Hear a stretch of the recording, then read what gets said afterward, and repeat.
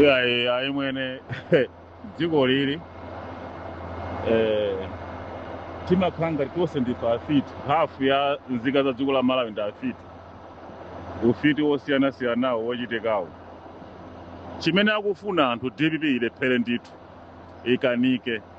Ndalama sizidabedwe, dzulo nayankhulanso usiku kuti ndalama sizidabedwe, Amalawi sadaberedwe ndalama. Ngati kwaberedwa ndalama ndekuti yaberedwa ndi banki ya ku Mozambiki osati Malawi. Malawi yatumiza mwa akaunti okwanirawo imene amatumiza masiku onse akaunti yomweyo.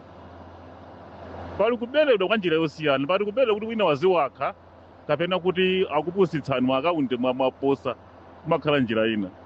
Boma la MCP limakasiya ndalama ku butchery, ku filling station, ku mochari kandi kuti ka mosiyanasiyana mafamasi osalapa.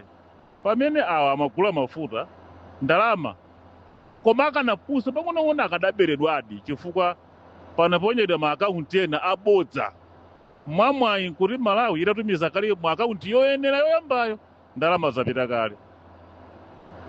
Imene ndikuonera nkhani nkunena kuti banki ya ku Mozambiki iso nayonso imagwiranso chilo ndi anthu akuba.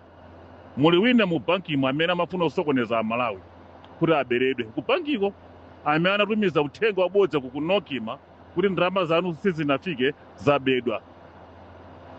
Ndi anokima asanafufuze nawonso kuyamba kufalitsa nkhani ija. Koma chifukwa cha utsogoleri wabwino ulipowu pa nkhani ngati zimenezi apeza kuti nokimaso nayo izikuonetsa kuti imafuna kuba kapena kubetsa mofuna kupanga sabotaji boma la DPP.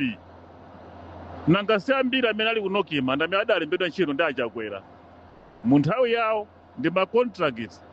DPP sinaike koina aliyese kumene kuokoya ndi masabotajiwa ndi ambiri ena ali kumakhoti uko ikatetere mabelo choncho ndi zinthu zina chitukuko chobwerera mbuyo chifukwa cha sabotaji.